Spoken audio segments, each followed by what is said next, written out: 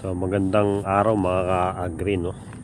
Bali, papakilala ko lang tong Mycorrhiza. Isa siyang biofertilizer na ninalaman ng Mycorrhiza. Mycorrhiza is yung Bampunjay natural biofertilizer to, no? Ginagamit nating abono sa mga tanim. So kung makikita nyo sa video, itong sili na to, yan, mga maliliit pa. Malagyan natin yan. Ang dosage kasi nito is isang takip or 10 grams kada puno. Ibabaon mo yan dyan. Mas maganda to gamitin ng plant preparation or pagka-transplant pa lang. Ito late na to, tatrayalan natin siya ng Mycorrhiza. Nalagyan sila kung may magkakaroon ba ng improvement. Isang takip lang ng ganito kada puno, no? Yan.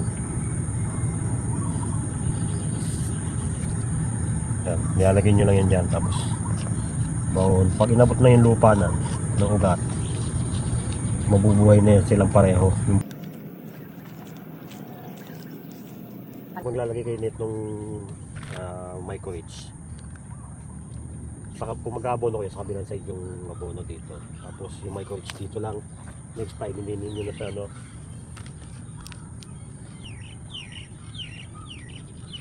Mas maganda talaga to yung okay mo na medyo malalim. Yung abot na sa ugat niya. Or pagka transplant pa lang, inuupo mo na siya.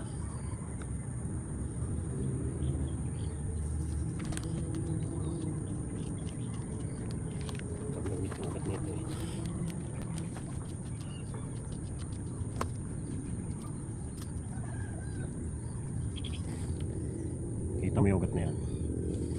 Okay lang yan. Pwede na malayo pero pwede mo na lang palapitin para mag-uublik na silang dalawa.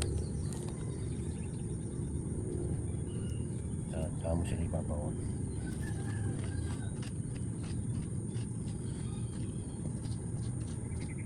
A few inches later. Mas maganda pagka maglalagay nito, maglalagay na kayo sa isang lagayan.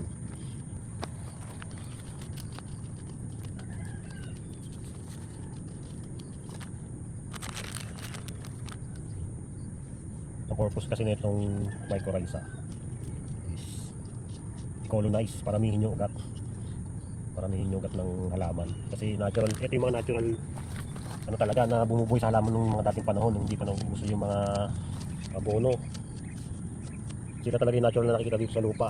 Ngayon kasi kinukultured na siya or ginagawa na siya ng tao kasi mas lamang na yung abono sa ating ginagamit. Pero ito kasi pag nasa lupa na to at buhay yung halaman, buhay din yung mikrobyo, buhay din yung punjay. Ang isa pa, malaki matitipid nyo sa abono kasi ang pinaka ano talaga, purpose talaga nitong Mycorrhiza is bawasan yung paggamit natin ng abono.